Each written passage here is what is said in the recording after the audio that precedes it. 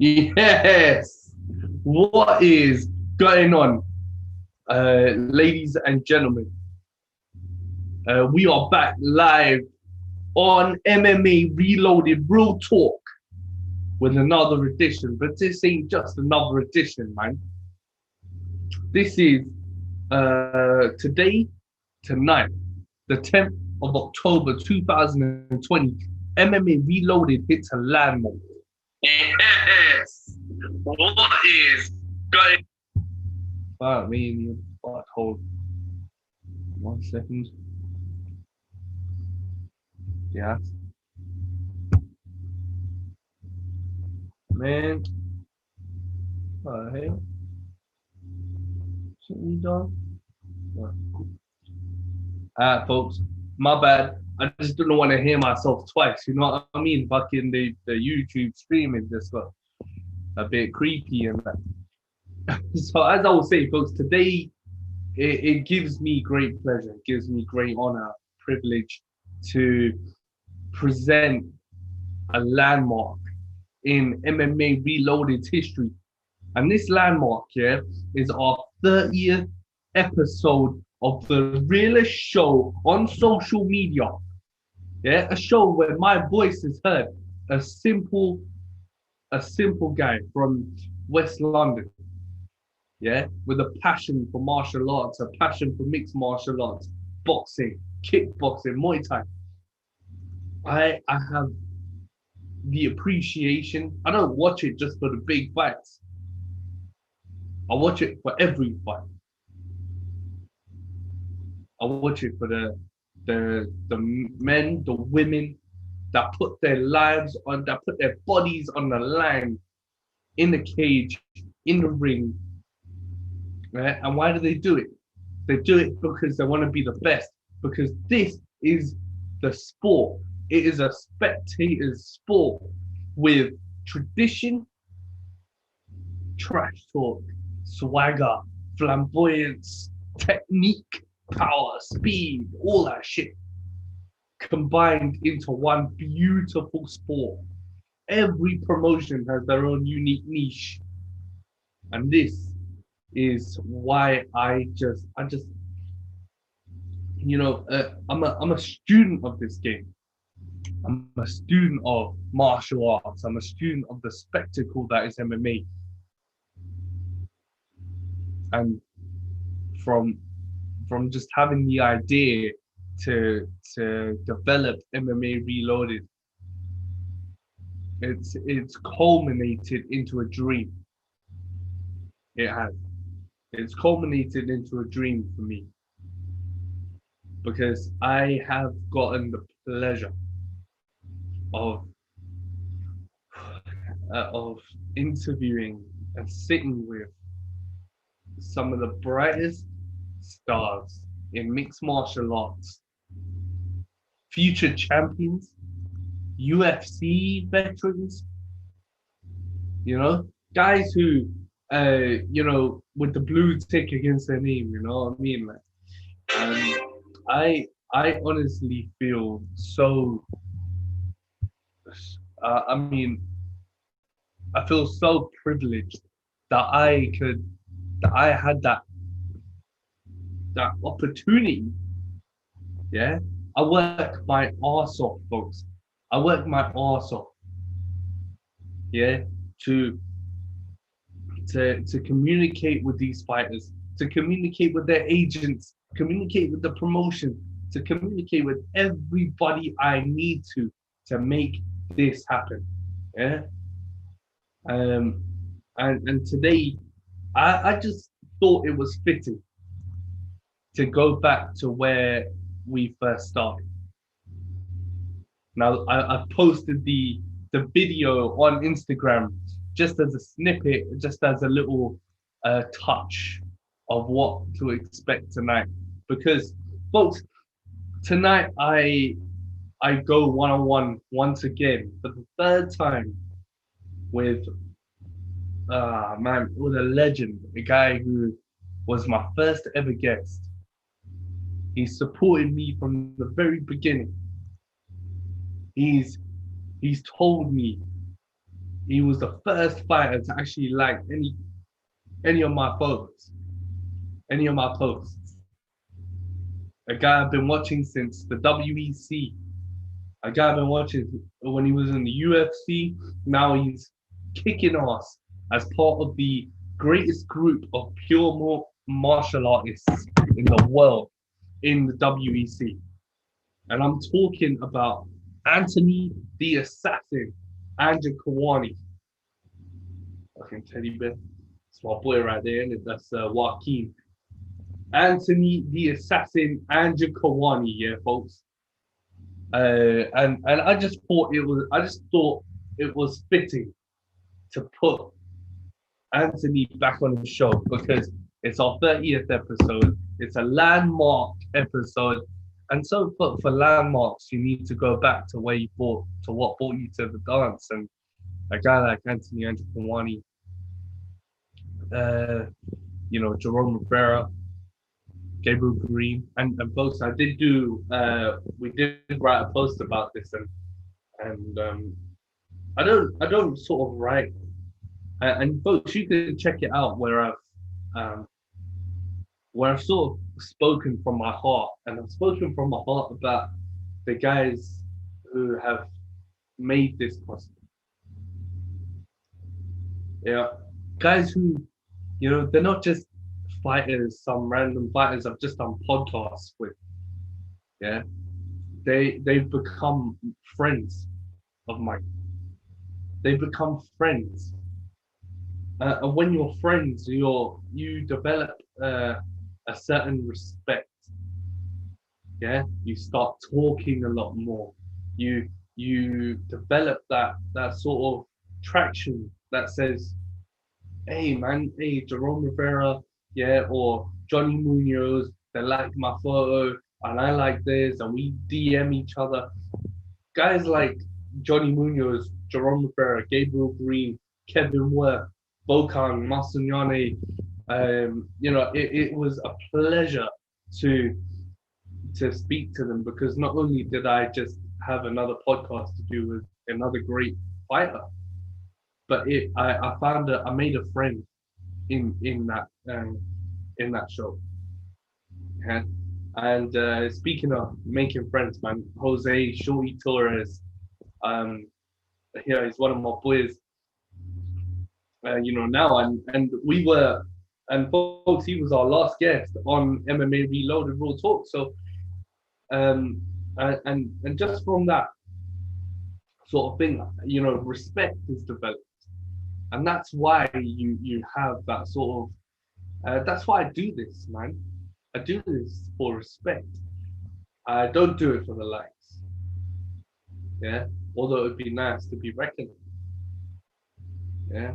I do it for. I don't do it for the followers. I don't do it for the follows. I do it because I fucking love what I do. I love doing this stuff. If I wasn't, and MMA Reloaded merchandise, yeah, I haven't sold as many as I would like to. Yeah, I promote and I promote and I promote and I work my ass off to do this, but I don't. It would be great because I did this all by myself, and knowing that I do what I do all by myself, it makes me feel 100 times better, and I couldn't ask for anything more. So, folks, as we wait for Anthony Njokuani, as we kick off the 30th episode of MMA Reloaded RealTalk, folks, we have to do the particulars. It's still, even though it's the 30th, I'm not going to get a fucking magic carpet and let that do everything for me. Yeah, so I've got to do everything. Yeah, folks, I've got to just do the particulars. You know what it is. I've got to invite Anthony and all this stuff. So, folks, I will be back very, very, very shortly. Don't go nowhere. Yeah, if you do, then I hope you're coming back. I don't see a reason why you wouldn't. Uh,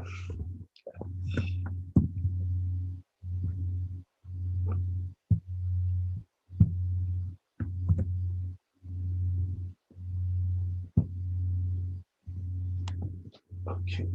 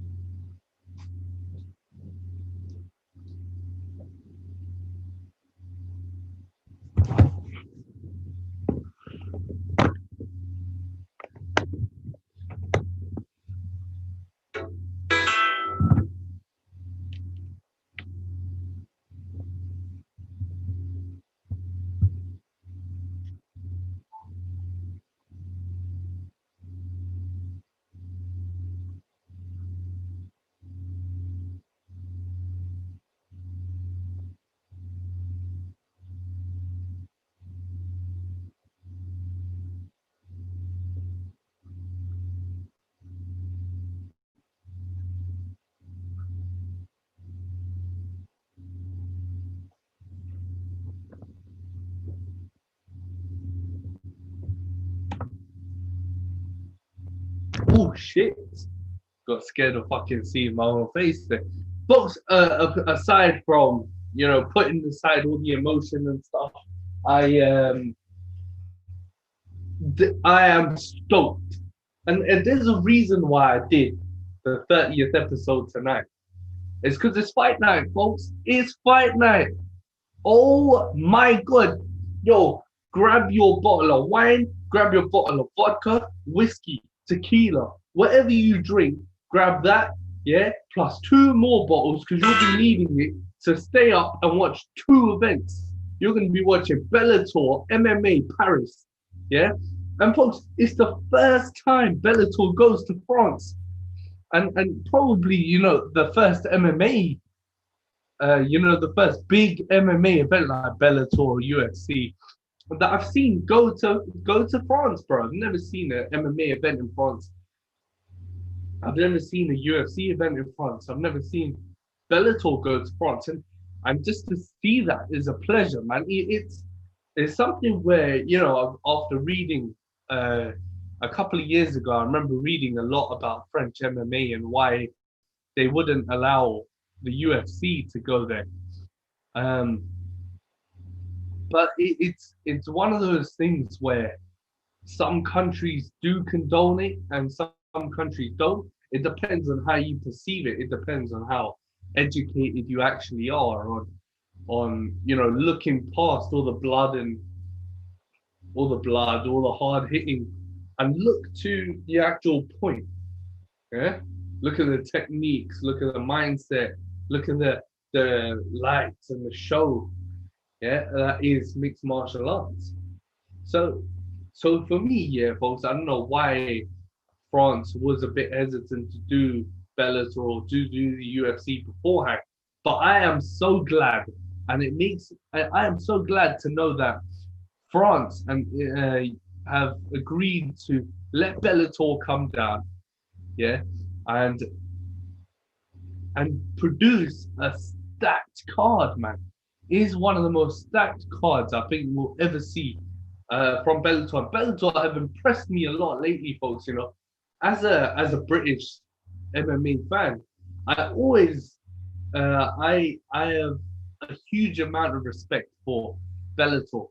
They they couldn't make stars out of future stars out of American US fighters. So what they did was they center staged the European fighters, the Irish contingent like James Gallagher or Cal Eleanor, and they center staged the British contingent like Michael Venom Page, Paul Daly, Fabian Edwards. Yeah, and the European guys, Michael Costello Van Steenis, all them guys have come into Bellator and they stopped main eventing. I'm so excited. I'm so happy that um, the British MMA scene is growing substantially to that point where they're headlining big events like Bellator, bro. Yeah, British MMA has come so far up, and I can't wait to see Michael Venom Page battle Ross Houston tonight. It's a huge test for MVP because Ross Houston is a former Cage Warriors world champion. He knows what it's like to win big fights. This one is going to be a great fight, folks. If Ross can get Venom Page down and work his submission game, or if Venom Page catches Houston on the level change or catches him with a knee, we could have a very short night for Ross Houston, or we could have a very long night for MVP. As we look forward here, folks, Bellator isn't the only event that we have coming down today. We have the UFC, and the UFC comes back to Fight Island, and they come back to the bantamweights and the bantamweight picture. You know, after confirming that Aljamain Sterling will get the next bantamweight championship shot, Dana White has booked a fight which draws so much attention. It draws so much anticipation, and I'll tell you why. It's because you got Corey Sandhagen on one side, yeah, number 4 ranked bantamweight. He came in and broke through that wall at 135 pounds when he defeated John Lineker, when he's put on so many technical, dynamic performances. Watching Corey Sandhagen strike is a thing of beauty. Watching him work on the ground with his long limbs is art. And watching, and then you have Marlon Moraes, number 1 bantamweight, number 1 contender at bantamweight. Yeah, even though he's already got a shot. Yeah, when he lost to Henry Cejudo, but he's still ranked at number 1, folks. He's still ranked number 1. Yeah. Of course, Marlon Moraes is coming off a very controversial win over Jose Aldo, a fight which a lot of fans thought Jose Aldo was going to win and, kick off his bantamweight career in style, which I thought he should have won. I was I am very impressed by Marlon Moraes. I've been watching him since his time in the World Series of Fighting promotion, now the PFL. But what Marlon Moraes brings here, folks, to what Corey Sandhagen brings. Corey's more flamboyant. He's more swagger, technique, and he loves to, use his reach and keep that distance on. Once Corey keeps the distance on, yeah, he works his jab a lot, and his jab sets up his kicks. He has great kicks, great variety of strikes, which when he uses his reach properly, becomes so effective you can't read them. Then when Marlon Moraes comes in, Marlon looks to, because he's usually at a disadvantage reach-wise a lot of the time, so Marlon looks to swerve in. Yeah, what he's going to look to do with Corey Sandhagen and Marlon Moraes, what Marlon's going to look to do is, Marlon's going to look to come through. Yeah, but to do that, he's going to have to set it up. So he might work his jab a little, then he might come in, yeah, and may go for a takedown. But if he takes Corey down, he's going to get trapped by world-class jiu-jitsu. So you never know, man. It's a bit of a tear up here, folks. It's going to be a great fight. Nonetheless, you can find the breakdown of UFC Fight Island number 6, which is Moraes versus Sandhagen live on on MMA Reloaded on Instagram. Yeah, folks, and I can't wait for Njokuani, Anthony Njokuani, to join us up. Yeah, folks. I said he'll be done in about 2. So let's see what's up. Yeah.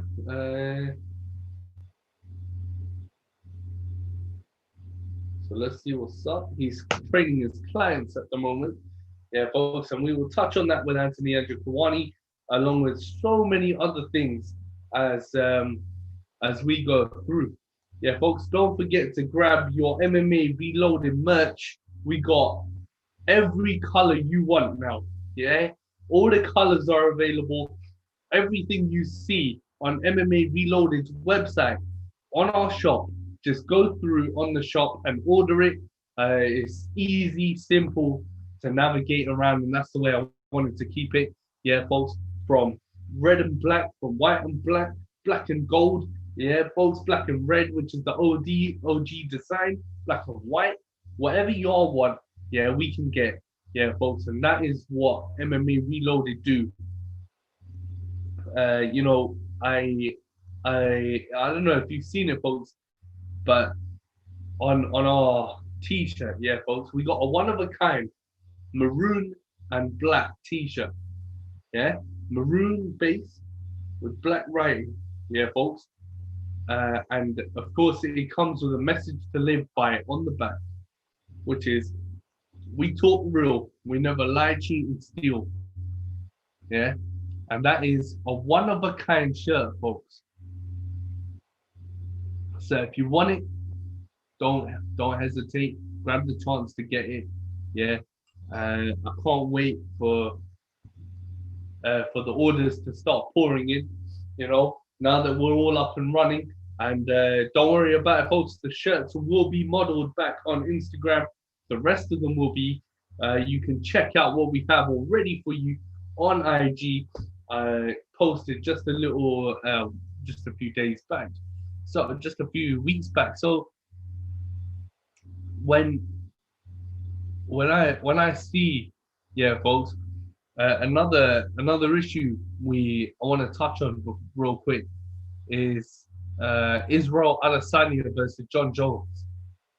Yeah, I say versus John Jones. I mean, fucking hell, they're going one on one on Twitter, on Instagram, MMAJunkie.com. However whatever site you look on, MMA, yeah, you're gonna see Israel Adesanya versus John Jones. Speaking of Izzy, got my Israel shirt on, but I'm not going to be biased here. The thing is what I've seen is I don't know if there's such a thing as going too far. Although I do believe I don't believe in talking shit to your opponent all the time. Yeah. Um. To me, I like to me people who like to talk. You know, you're kind of easier to find out how full of shit they are. And I think that's what these two guys are doing to each other is okay, cool. I'll let John Jones tweet me, and then I'll see how much shit he chats, and then I'll tweet him back. Then John Jones thinks the same thing, and he'll think to Izzy, oh shit, Izzy just said this about my mama. Yeah. So then John Jones, so Izzy come back, all right, yeah, Koba, this one happened and that happened, right? So I tweet that back to you and all this shit. And so what happens here, folks, is it's going to culminate into a poetry in motion fight between John Jones and Israel Adesanya. If it doesn't culminate into that fight, I will literally take my balls and shove them in the river. Yeah, that fight is going to happen. Yeah, and it's going to happen, no doubt about that. I'm not gonna, go through and I don't think the UFC is gonna watch this social media war unfold and not make the fight. You'll be stupid not to. Yeah. What is the bastard point? You know what I mean? What is the point, man? Of having two of your most swagged out guys, two of the best, in Jones and Israel, fight it out and not meet and fight it out on Twitter and not make the fight in the cage. It's stupid. Yeah. Jones want to go grab his 205 belt. Go grab it, G. Go grab it. It's waiting right there for you, man. All you gotta do, yeah, is challenge Jan Blachowicz because he wants you, bro. Yeah, and Jan wants to prove that he's the guy to beat Jones. He beat Dominic Reyes, the guy who many thought did beat Jones. So Jan is going to be a huge problem for John when they fight up.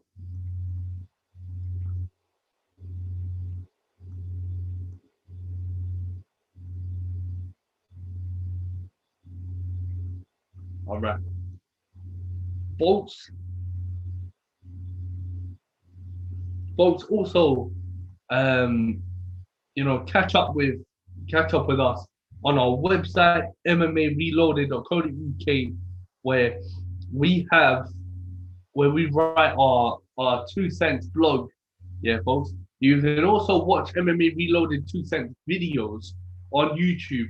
But our blog, yeah, folks, the article that we write on our website, it is to the point, but not.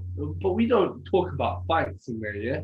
We don't talk about um what's going on right now. We talk about what's going on overall. Yeah, I come back with topics that I've thought about for a long time, like respect, sportsmanship, why you talk shit, the history of martial arts. We kicked it off here, folks, with the history of martial arts. I then went on to MMA. It's not a team sport. Yeah, I went on to a lot of things. Yeah, folks. Um, I wanna just take you know my concept to developing this blog, yeah, folks, was not to talk about stuff that's already going on now. It's to talk about the most important aspects of MMA, yeah, of combat sports. Talking about important aspects of martial arts and combat sports shows this is what's actually going on behind the scenes, yeah, and nobody understands what actually goes on behind Twitter, behind Instagram, social media. But with our blog, with my blog, with my articles, that's the way I wrote it. Yeah, and that's the way I feel.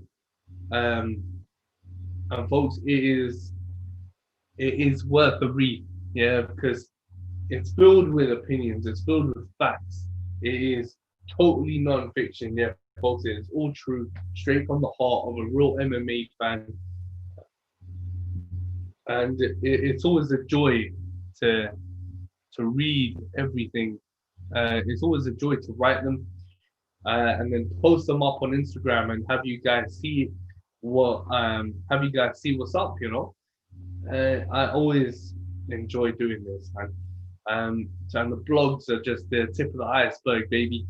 Um, this podcast right here, that is the real iceberg. That is the shit right there. Yeah, nobody touching that iceberg. Folks, will just take a little interval. When we come back, hopefully Anthony Njokuani will be with us and finish training his clients.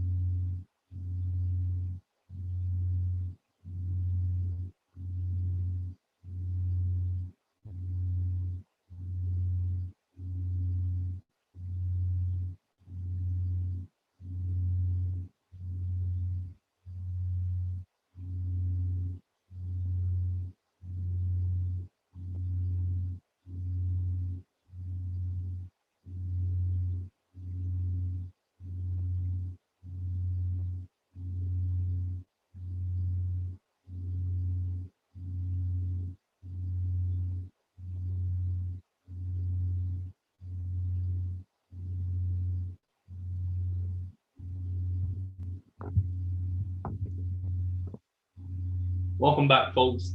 Anthony Njokuani, still training his clients, but it is the 30th episode of MMA Reloaded RealTalk, and I will talk real as long as it takes here, folks, to savor this moment of our landmark 30th.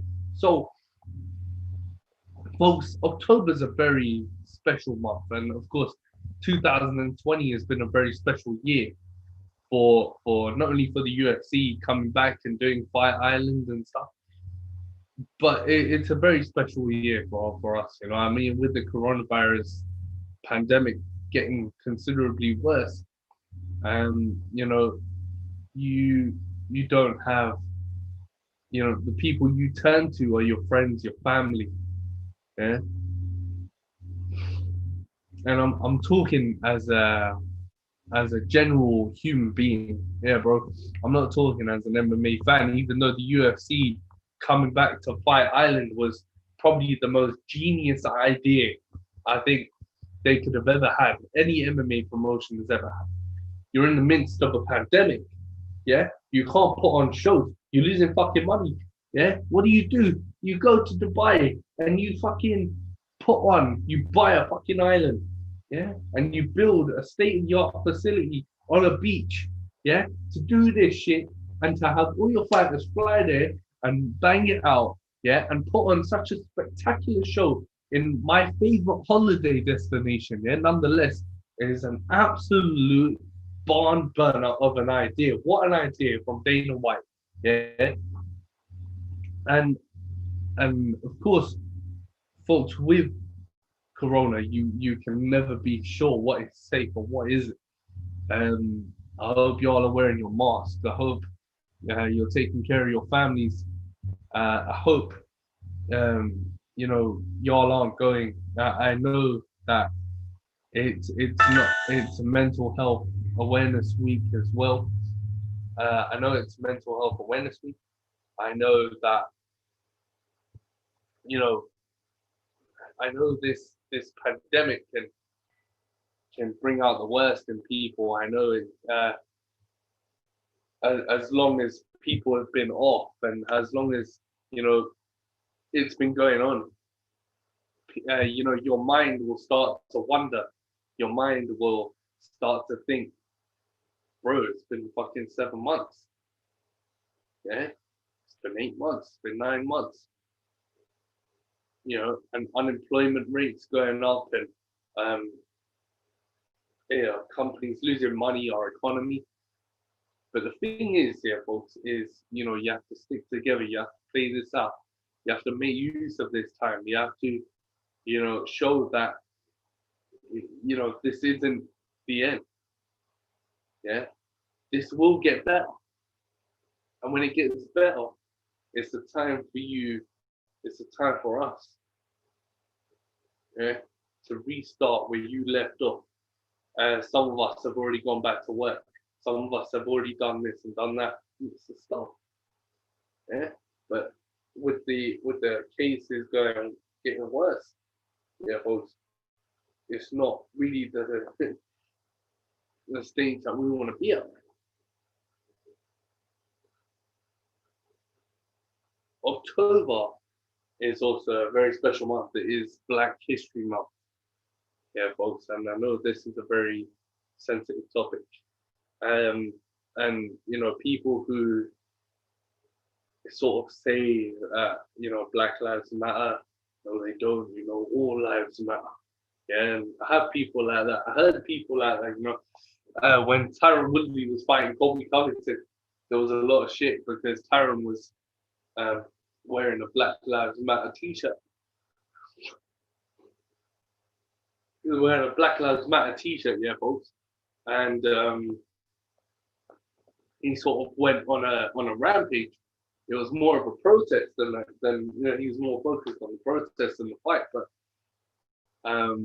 it's Black History Month, yeah, folks, and from watching boxing with my dad, yeah, Lennox Lewis and Mike Tyson, to now where we see Kamaru Usman, Francis Ngannou, Michael Page, Paul Daley. Francis Ngannou, Kamaru Usman, you know, Sadiq Yusuf, guys like this. You know, we see uh, Anthony Njokuani. We see so many great African American fighters, African fighters, colored black fighters come up and continue the legacy that the pioneers of their heritage left off. Muhammad Ali left his legacy. Mike Tyson left his legacy. Lennox Lewis left his legacy. Audley Harrison left his legacy. Yeah, Floyd Mayweather left his legacy. Yeah, so Frank Bruno left his legacy. George Foreman, Joe Frazier, guys like that. Yeah, folks, and that's just the tip of the iceberg, bro. You have so many, black fighters that have revolutionized the sport and sort of taken the sport by storm to the point where you're proud, to the point where Africans are proud to be who they are. They've always been proud to be who they are. It's a pleasure to watch, and it's a pleasure to see where we've come now in the year 2020 to where we were before, and all I have to say is, fuck the hate, fuck all this shit, yeah, fuck all the hate, bro. It's not anything to be, it's not anything to sort of, fuck hate, man. Don't hate people, only hate people if you got a reason to. Only hate people if they hate you, man. And that's it. Yeah, pretty much.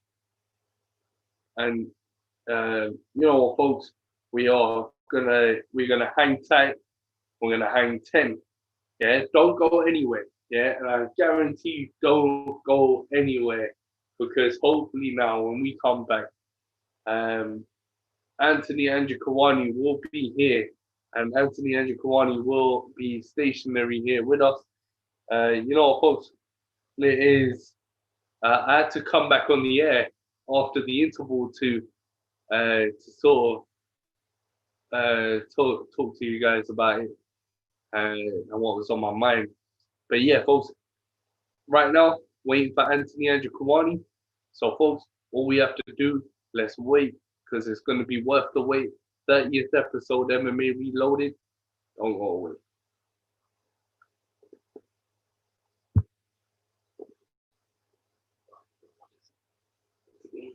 Come on.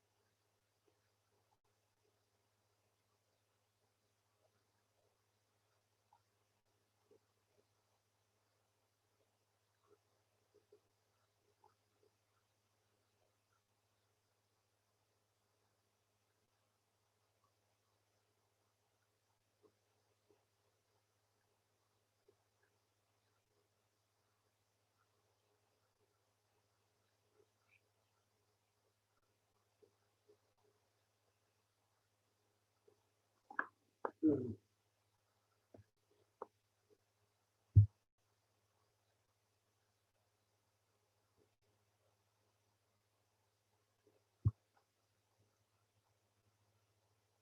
yeah, we're back, folks.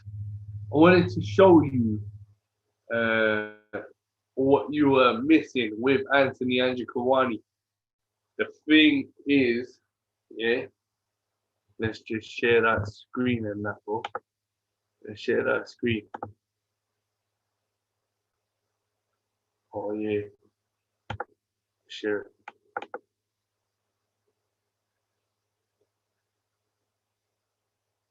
Let's just load up and that.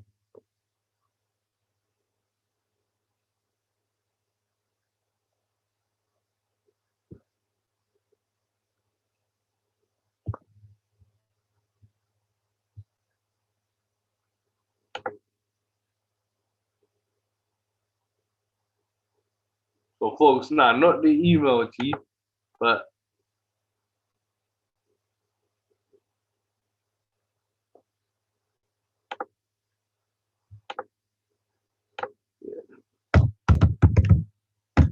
so I wanted to show you guys something that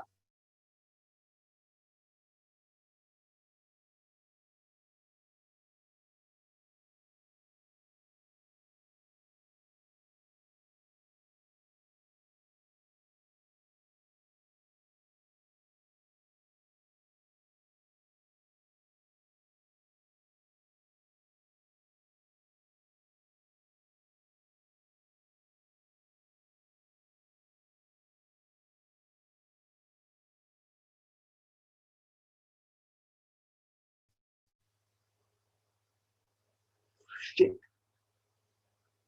shit. Alright, cool. We're back. We're back. We're back. Don't know.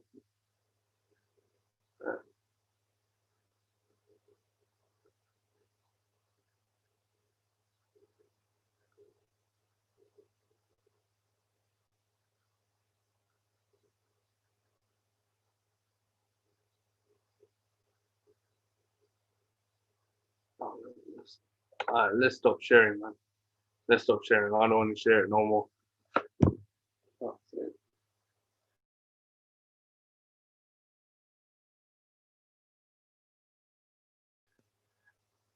I don't know what going, man.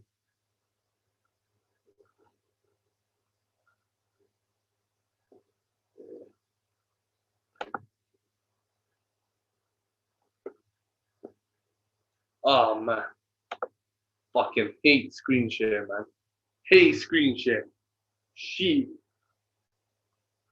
hate screen share. Basically, yeah, folks. Basically, yeah. One championship returned to TV.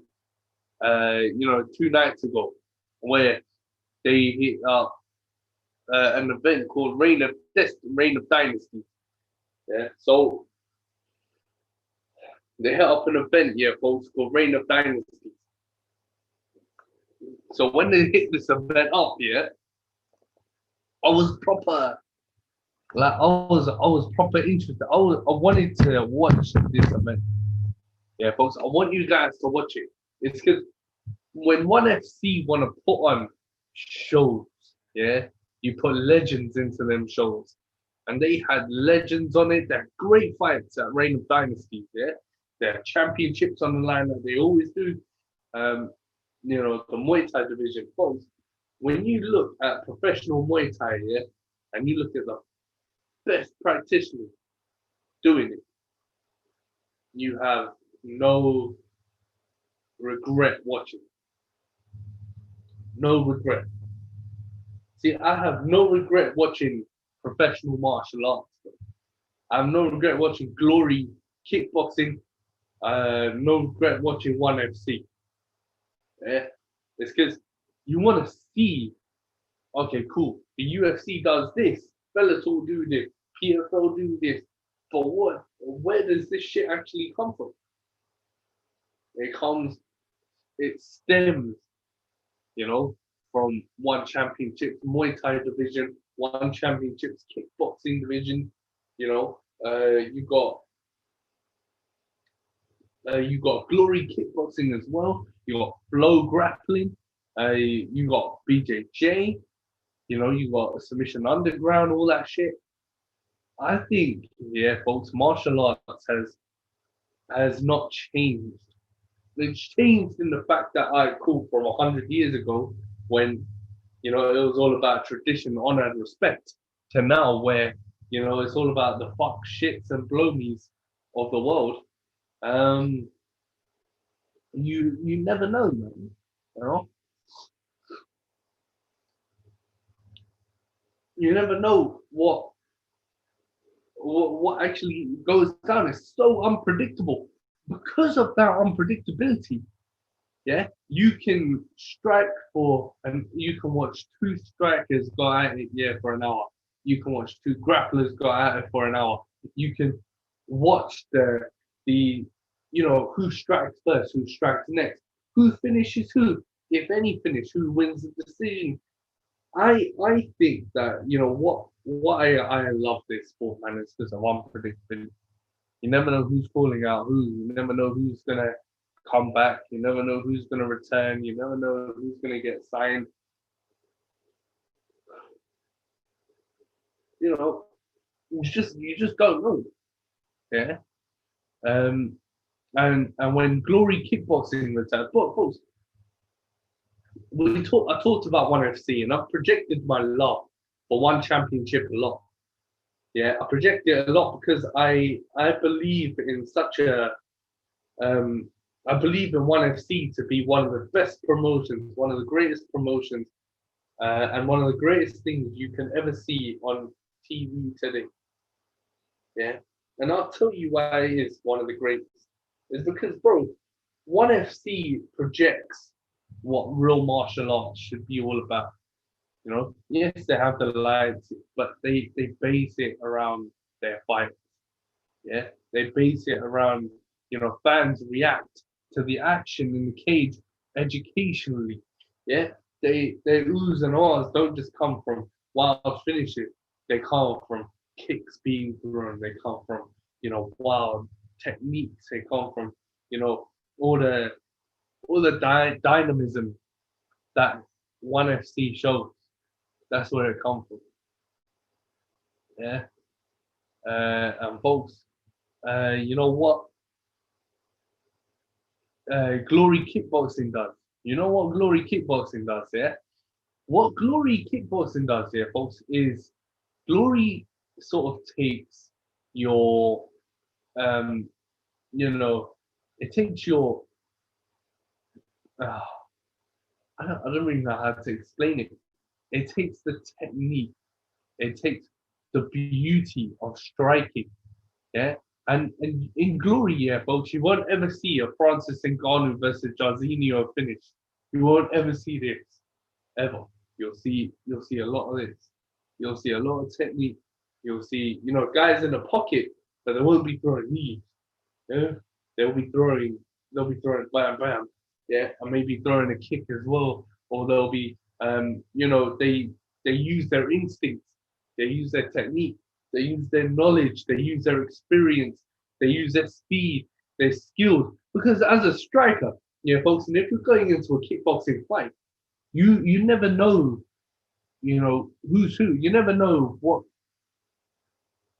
you know. It's hard to read your opponent. It takes a lot of practice to read your opponent because you're striking. There's not very much you can, you know, you can't read. Yeah, it's not like the guy's just gonna go change levels on you and take you down. It's a kickboxing match. It's a kickboxing fight. Not unless, you know, you have spinning attacks, and you have, that's why you have spinning attacks. You have knees, you have elbows. You're not allowed to do elbows. You're not allowed to elbow, I don't think, but you're allowed to knee at Glory. Glory allow knees, but they don't allow elbows. Yeah. So what happens here, folks, is when the guys do go in the pocket, yeah, they throw these short jabs. Yeah, they throw these short jabs, and I saw this in a fight where Jafar, I think it was Jafar Wilnis, was a fighter, or Benny Adegbui. I think it was Benny Adegbui, yeah, and Benny will challenge Badir Hari for the interim heavyweight championship. Not for the interim title, for the #1 contendership for the Glory heavyweight belt. So Benny Adegbui will challenge Badir Hari. So what Benny actually does well is he uses his boxing right, yeah. So these guys are huge men, yeah, folks, huge guys. And if they're striking at you, you'll be so surprised about how technically gifted they are, yeah. And if you're going one-on-one with with a guy like Buddy Ahari or a guy like Benny, guy like the Crown Prince, Rico Verhoeven, or Alex Powhatan Pereira, Myrtle Groenhart, or Cedric Doumbé, you're gonna witness striking at its finest. You know, I love Glory because very few times Glory put on shit shows. Yeah, Glory will always put on a killer show every time they step into their cage, every time they step into the ring, man. Yeah, and I love watching Glory kickboxing. I think it's one of the best things going in mixed martial art in the combat sports, man. Yeah. But yeah, folks, man, it's fight night, man. It's fight night. It's the UFC fight night. And as we go through the card, yeah, so to go through the card with you guys, yeah. So it's fight night tonight. Edson Barboza versus Marwan Amirkhani. Now, folks, this was one of the first fights I actually, broke down and reported on MMA Reloaded because someone sent me it, and I'm like, holy shit, is that a reality? So Edson Barboza here, folks, is, as we know him to be, one of the most technically gifted mixed martial artists in history. Yeah? The best striker, one of the best strikers in history. His boxing is perfect. His kicks are some of the most lethal in MMA, and his swagger, his attributes, his physique is something to behold. Then you have, but as a veteran himself, he's a veteran. This ain't his first rodeo. Yeah, folks. But winning only one fight in your last 6 isn't the way you expect it to go, man. With your reputation or with a reputation like Edson Barboza's, do you expect to go 1-6 or 1-5 in your last 6? No. Yeah, you expect to go at least 4-5 or 5-5, yeah, or at least fucking 5-0 or 6-0. You know what I mean? But since dropping down to 145, Edson lost to Dan Ige in a very impressive performance by Dan. He sort of utilized that sort of grappler versus striker mentality and grinded Edson up near the cage. Overwhelmed him with strikes, took him down, did what he had to do, to get his victory. And Dan Ige is a very talented guy. There is no shame. Edson Barboza's faced nothing but the best. There is no shame. Yeah. We've seen it with Anthony Pettis, seen it with Njokuani, JJ, seen it with Tyron Woodley. Every great goes through shit, bro. Yeah. But he faces a very tough challenge in Marwan Amirkhani. Now, what Marwan Amirkhani does is so well is Marwan is the epicenter of style. He's the epicenter of swagger. He's the epicenter of just being an absolute nightmare for fighters to handle.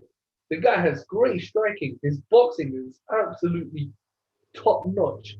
His striking overall has come such a long way. But what you really need to watch at Marwan Amirkhani's game is his grappling. Marwan Amirkhani will grapple you so hard, yeah, you'll forget what your name is. Yeah, he'll take you down, he'll take you for a ride, and then when he transitions, yeah, you won't ever see submissions coming out, bro. He will submit you from anywhere, anytime. Yeah. Because I don't know where Njokuani is. I kind of expected him to come through, but he ain't come through.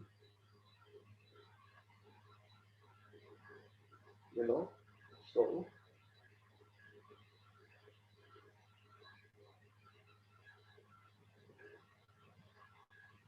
Cool, folks. Anthony Njokuani will come through as Anthony Njokuani will be joining us ASAP. He was training clients, yeah, folks. So I'm not too disheartened. It's giving me time to sort of speak to you guys, man. Speak to you guys to about everything going on right now in combat sports and MMA, UFC, Bellator tonight, fight night. So obviously, I love, even though there's no guest yet, Anthony Njokuani is coming. Yeah. So, I love just talking with you guys, and it's what we do, man. If there's no guest there, it gives me a chance to have a heart to heart, man, with my fans and with the fans, and that's what it is. But yeah, folks, don't go anywhere, man. Anthony Njokuani is coming out. And if you're watching this video on YouTube after the podcast, after the show, yeah, don't skip it. Don't skip it unless you're bored of my voice, yeah. You're probably bored of my voice, but don't skip the show, folks. Yeah, you guys will love to hear what I've been talking about a lot of things, man, since I come on the air. So I've been talking about a lot of shit, man, since coming on the air. UFC Fight Night tonight, Bellator Paris, ONE FC. I've been talking about Glory, kickboxing, yeah, folks. And I will touch on a lot of things with Anthony Njokuani as we move on here in this historic 30th episode of MMA Reloaded RealTalk. We need to see where Anjo is. Yeah.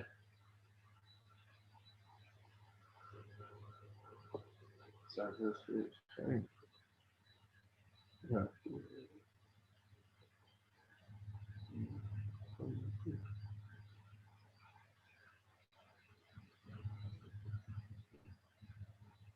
I've sent Angel the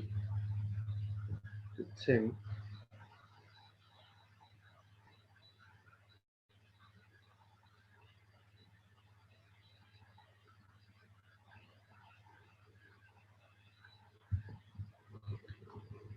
I'm just gonna wait for Angel folks to come through. Yeah, I hate this part of my job, man, because this shit takes a long time sometimes.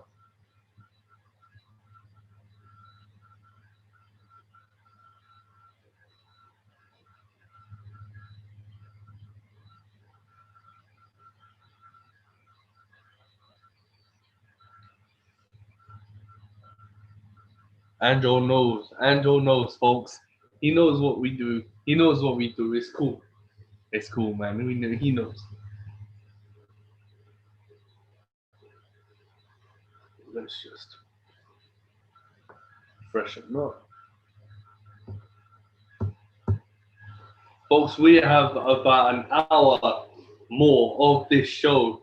30th landmark history episode. Yeah, we have an hour left of this show. We have an hour more of this show, folks. Hopefully more. I love to hear what Anthony always has to think. It's always good to get that point of view of a legend. Yeah, folks. And when you have that point of view of a legend, you kind of, it sticks with you because shit, the legends. They know more than you, man. Yeah, so I'd love to hear what Anthony has to say with this one. We got some real killer questions for him. Let's see what's up. Let's see what's up, dog.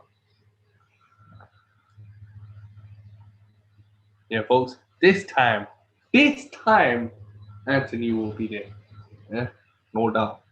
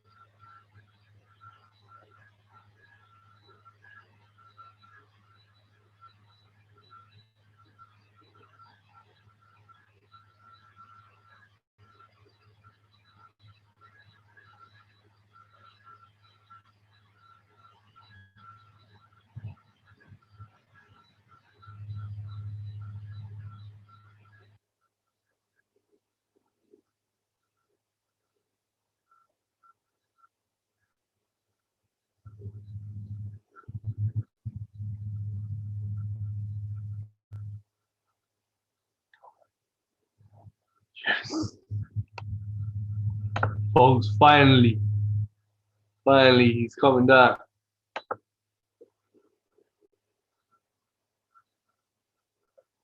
It's all worth it. It's all worth it. Though. Oh, Yo, Angel, what is going on, brother? What's going on? Yo, man, all good, man, all good, brother. How's it been going, man? Everything's been good, bro. Everything's been good. Yeah. No blowback from the corona, no blowback from the pandemic, bro. I don't know about that, now. um, That's Corona still ripping America away. yeah, man. Nah, trust me, bro. If the coronavirus ain't gonna rip America away, man, Trump gonna do it, bro. Um, Yeah. Real uh, doesn't know what the hell he's doing. yeah, man, straight up, man. He needs to get rear naked choked, bro. Uh, That's in the upkick. bro, you know what? Even though we're going through this time right now, yeah, I know you've been hustling throughout the pandemic, bro, at One Kick Gym. Yeah, you've been training, bro. You've been, there you train yourself, you train your clients. Yeah, bro. How do you feel? Yeah, when you get to train your clients. Yeah, bro. How do you feel? Because you're knowing that you're passing your knowledge down to these people. Yeah, whether they want to get in shape, whether they want to be fighters, whether they're just normal people wanting to try out striking, bro. Yeah, you're Yeah. you get to do your thing. You get to pass your knowledge down. How does that make you feel, man? Bro, it makes me like feel really good. Especially when I have somebody that starts off not knowing anything and then seeing them looking like a badass, even though they're not fighting, but being able to protect themselves on the street, that brings like so much good feelings to me. But I like helping people, whether it's losing weight or just learning how to protect themselves or just even learning how to fight overall. Just seeing them improve, progress, and just loving the sport makes me feel really good. Oh, man, straight up, bro. I mean, because people don't have that benefit that often, man, to learn from someone like you. Yeah, because shit, you've been there, you've done it. Yeah, you're still doing it. Yeah, Right. so to learn from someone like you, bro, yeah, is a fucking pleasure, man. Shit, when I come out to Vegas, yeah, I come out to One Kick Gym. I'm right there, man. Um, Oh, you already know you got to, bro. When you pop in there, man, just let me know. But pretty soon I'll be having my own place, so I'll be having my own fitness center pretty soon. So shit, no way, crossing fingers, yeah, crossing fingers. no Hey, way, hard man. work, bro. Hard work pays off. Oh shit, it does. It does, man. Nah, Angel, bro, I'm proud of you, man. Shit, Njokuani Fitness coming down, man. Um, Thank you. She said, she said, nah, man, because and of course, bro, you got signed to Iridium Sports Agency as well. uh-huh. That shit. How did that make you feel, man, when you got to see that sponsorship? Yeah, that is crazy, bro.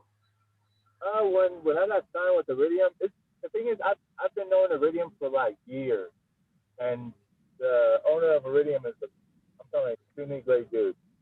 I should have started working with him like a long time ago. Versus, don't get me wrong, the person I was working with, I love the guy. He's a great dude, but I just need to be with somebody that's actually gonna like work with with work for me versus Yeah. just receiving what he can. And I'm not, and I'm a extremely loyal person. If I'm with somebody, I'm gonna stay with that person, and I was extremely loyal to him. But I just felt like I wasn't getting what I should be receiving from him.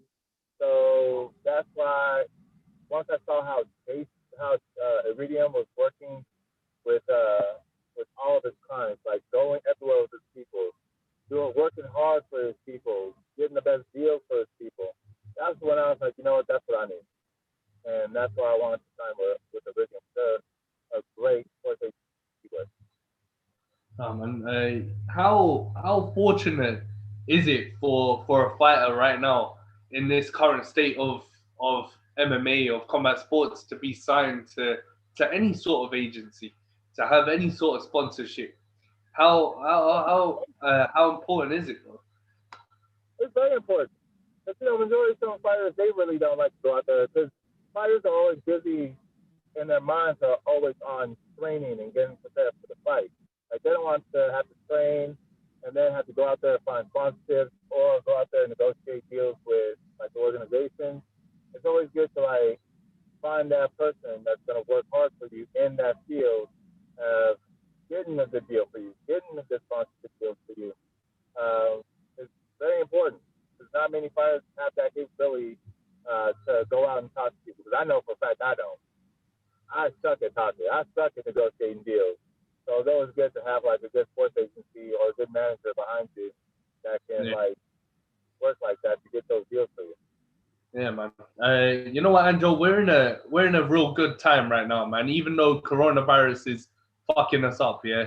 October is Black History Month, bro, and I was just telling the fans that bro, from watching Mike Tyson versus Lennox Lewis here with my dad, to Muhammad Ali, to what we see now in the UFC, in Bellator, in boxing as well, man. You have so many, and what's going on right now with Black Lives Matter. Um, you have so much pride and heritage in your culture, man. In the African American culture, how do you feel, man, as an African American fighter yourself? How do you feel that it's evolved over those decades, man? I'm sorry, what?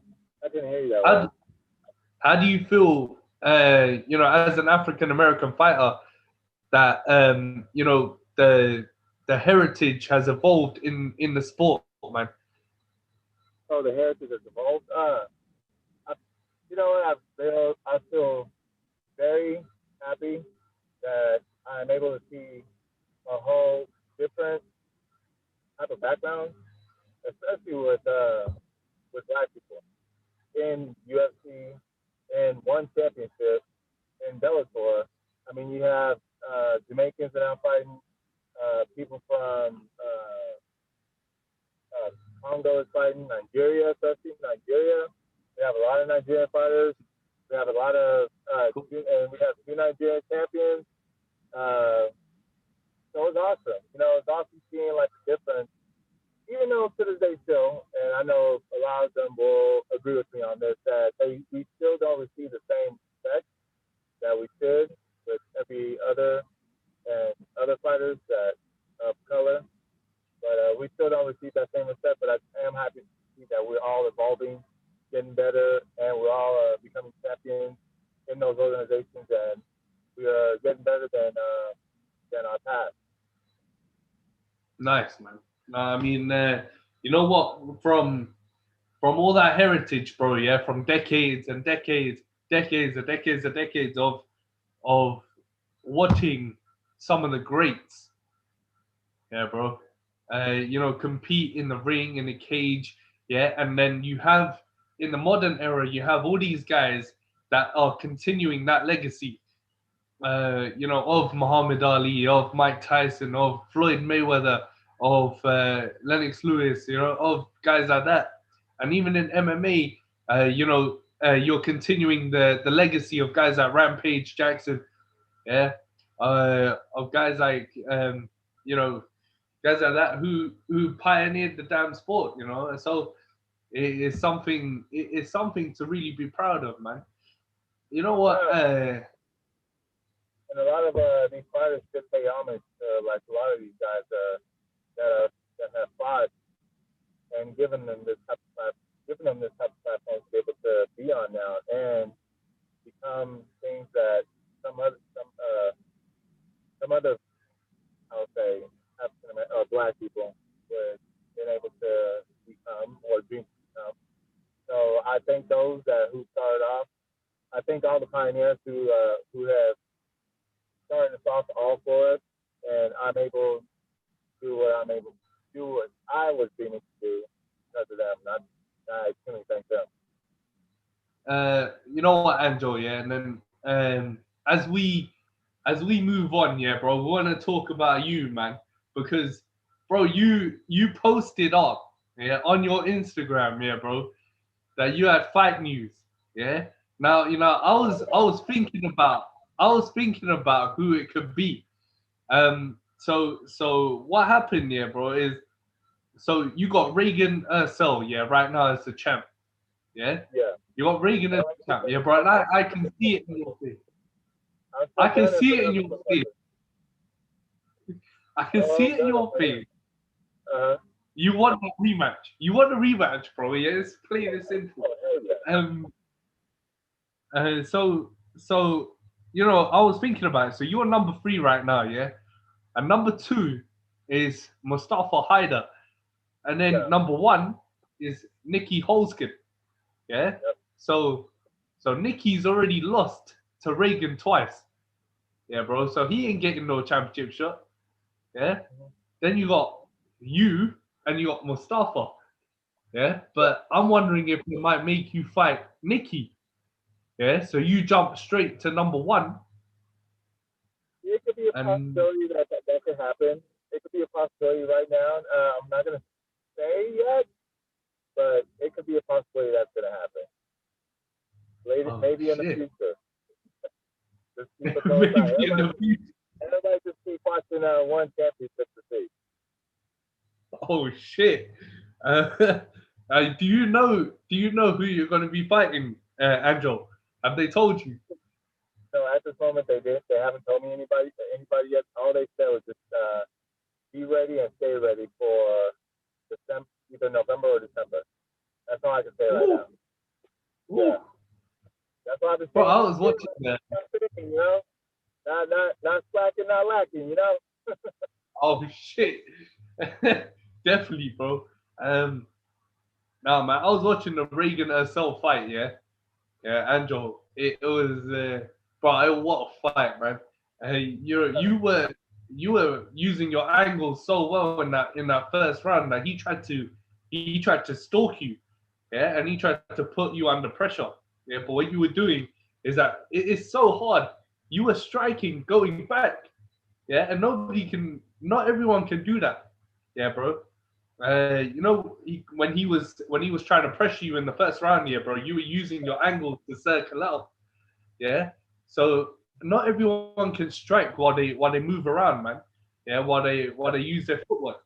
Yeah, especially if you're moving back, and you were moving back and you were throwing body kicks, and you That's a tough dropped thing to him. do. That's a tough thing to do to move back as a punching. But in my gym back home in Dallas, we worked on a lot of that stuff. We worked on moving back. We worked on sidestepping. Worked on shuffling our feet. We worked on switching our feet as we're moving forward and as we're moving back. So there's a lot of different type of movements and tricks that my teacher taught us in order to be able to fight like that. It's not an easy thing to do. Trust me on that. It's not easy, but with a lot of practice, yeah, it made our game a whole lot better. Knowing that he's a very unorthodox guy. Yeah, Yeah, he's a Muay Thai guy too, but he doesn't use elbows as much. Yeah, he uses his boxing as much. Yeah, so did you do your homework before going into this one? Did you say to your coaches, "All right, cool. This is what he does, and this is what I have to do." Yeah. Did you do that during no, the camp? the thing about that is that I normally don't watch videos on my opponents. I hate watching videos on my opponents. I let my coach do it, and then we'll practice it inside the gym. Okay. But the thing about Regan, yes, it was extremely hard to get to get his movements and his actions registered in my head. Once I finally did, that's when I started like moving, and just told myself just counter his punches, move, counter his punches. So as I was stepping to the side, I felt something. It was something that was as usual. And then when I watched the videos, but they'll say that it wasn't it, but they're trying to say it was a short hook, but it was more than what they were saying that happened because to something that was illegal during that fight. It was a regular Okay. kickboxing match. movements to take over the fight, and then he's doing a legal elbow and caught me. So that's why he's a champion. He knows that. He knows he was cheating in that thing. But I'll get my second time. Wow, man. Because bro, you dropped him. You dropped him early. Yeah, bro. You dropped him early. He tried to put that pressure on you, yeah, when you were near the ropes. Yeah. And when he went in for shots, you caught him with a beautiful, beautiful right hand. Yeah, that dropped his ass. Yeah, bro. Did you? And I saw you kind of gain confidence after that. Yeah, because in the pocket you were starting to get confident. You were throwing your leg kicks a lot more. But going from there forward, did you know that that's what he was going to do? Did you know that his plan was to sort of smother you near the ropes? I had a feeling that, and this is the reason why I was so comfortable fighting with Regan. Me and him actually fought in the States on the same card before. So I've seen him fight before. So I was watching this fight like in the back, and in my head I already knew I could beat that guy.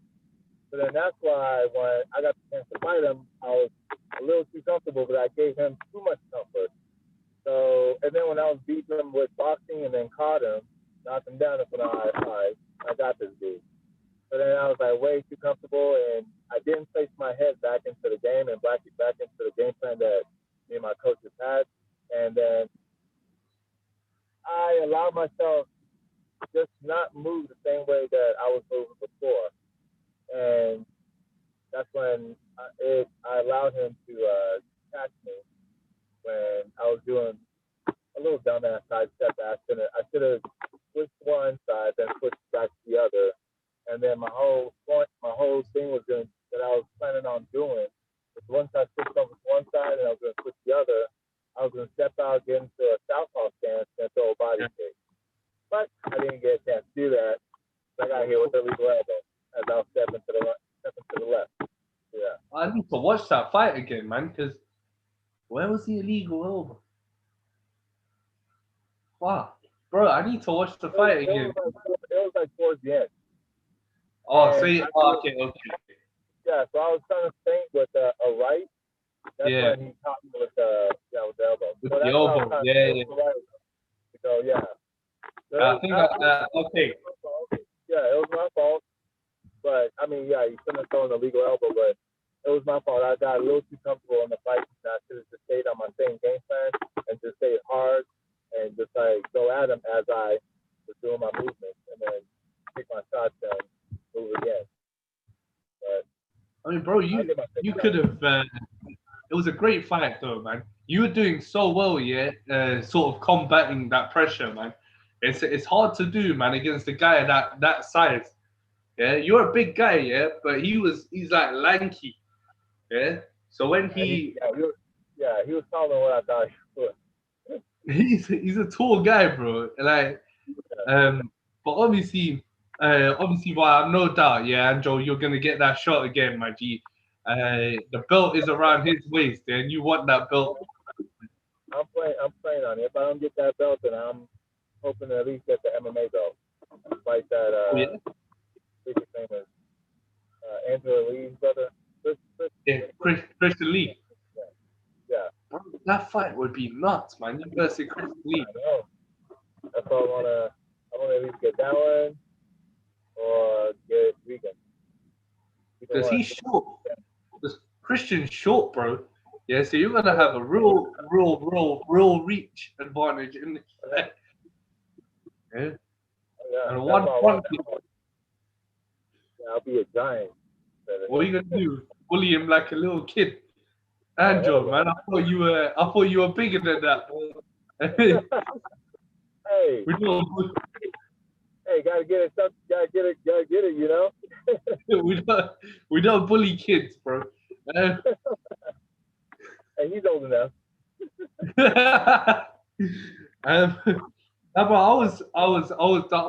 I'm just saying, man, because I was intrigued, and I remember asking you the last time if you were gonna go to the MMA division and do business. Yeah, but yeah, man, no, that MMA division is stacked. it's stacked to high heavens, bro. And after reign of dynasties, that just happened, we're probably going to see a lot of change in the ranks coming up. So yeah, man, no, it's going to be real interesting to see who you get paired up with, man. But as we, uh, Andrew, as a striker, yeah, and competing in kickboxing, Muay Thai for all your career, man, up until, of course, your MMA career, but being a Muay Thai specialist and being a striker, how important is it to keep yourself fresh, to keep yourself unpredictable, to make sure that, okay, sick, I'm going into a fight right now. Yeah, I need to make sure that this guy don't read shit. Yeah, I need to make sure I keep myself fresh. I need to keep myself guessing. I need to, you know, train so that he don't know what I'm gonna throw next. Oh, that's very important. It's very important to always improve your game, add new elements to the game, so that way you won't be predictable. Because if you be a predictable fighter, you'll be an easy fighter to win again. And that's why I try my best to either improve in my judo, improve in my jiu-jitsu, and especially improve in my wrestling. Because I actually fell in love with wrestling. I love wrestling. I love jiu-jitsu as well. But you can't be a one-dimensional fighter that thinks you're gonna last a long time in MMA because it's not gonna happen. That's why that's my different elements and put in my game so that way my game will improve. Yeah.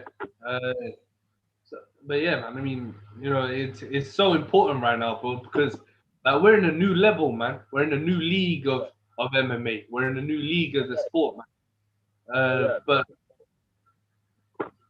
But you competing in at ONE FC, yeah, and you're competing in the kickboxing division right now, man. So there's no takedowns, yeah, but you're on your feet. So it's kind of, for me, man. It just reminds me of what I would see in a boxing fight, yeah, because it's something that in boxing you're using your hands, bro, yeah. But when you kickbox, you're kind of, you've got the ring, yeah. You got two guys, but who keeps their fucking opponent guessing, yeah? And who throws more variety? Who throws that combo that that guy don't see coming?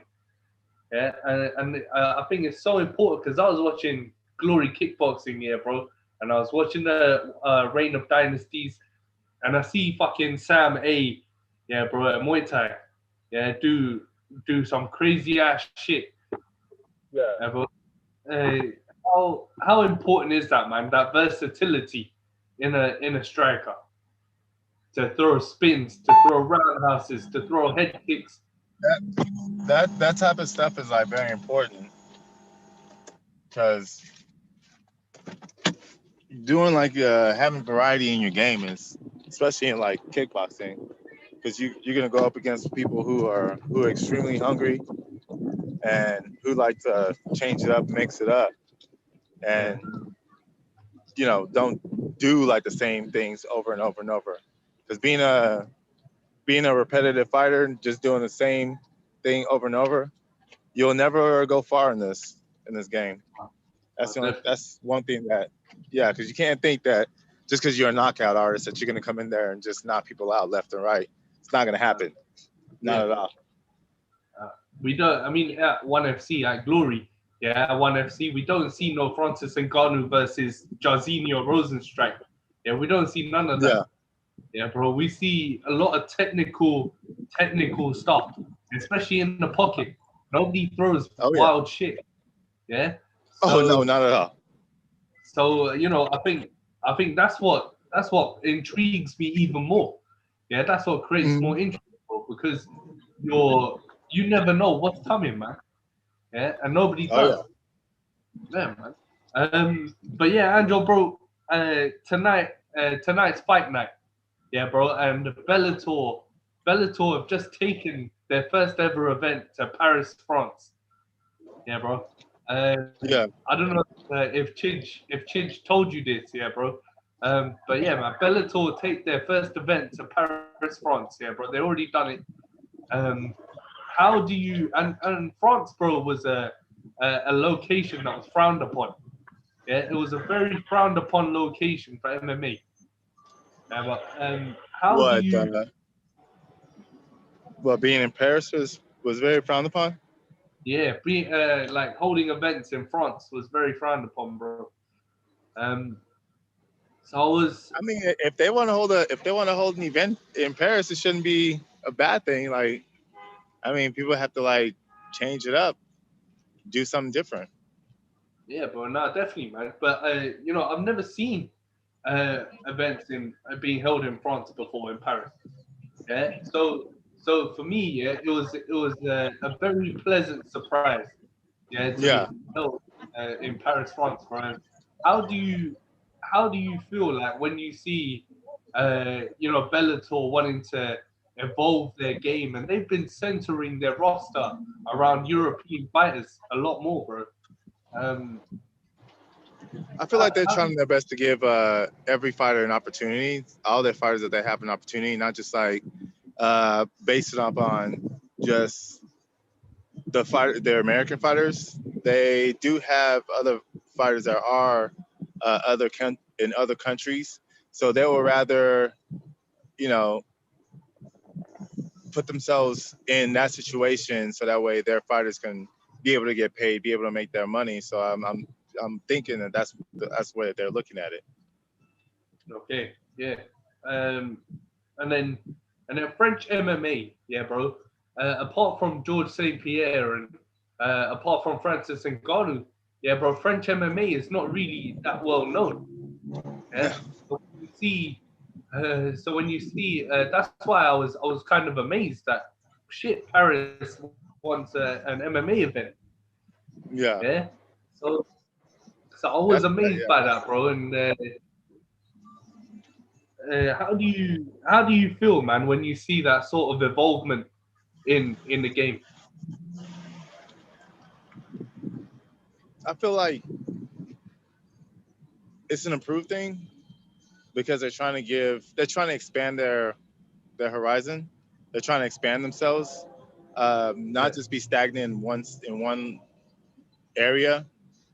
So they're trying to like put themselves out there more, go to different areas because they have been just all about, you know, hosting shows in America, but never hosting shows overseas. So they're trying to make themselves better, trying to grow. So seeing that is, yeah, it's a really good thing because it helps out like a lot of their fighters.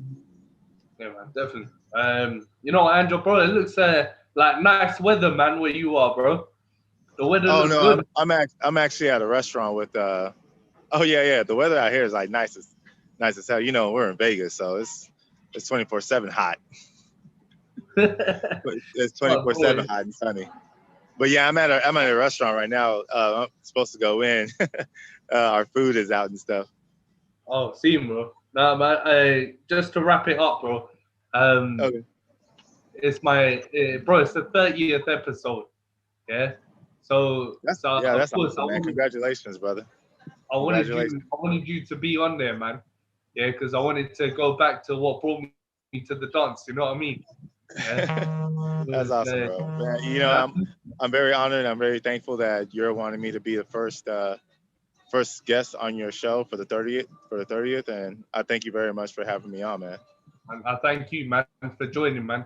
Enjoy your food, bro. Enjoy the restaurant. Enjoy the weather. Yeah, Thank and you. hopefully, Andrew, man, we'll speak. We'll speak when you're cool, man. Yeah. So, no, man, thank you so All much, right. brother. Thank you. Appreciate it, brother. You have a Thank good you. one.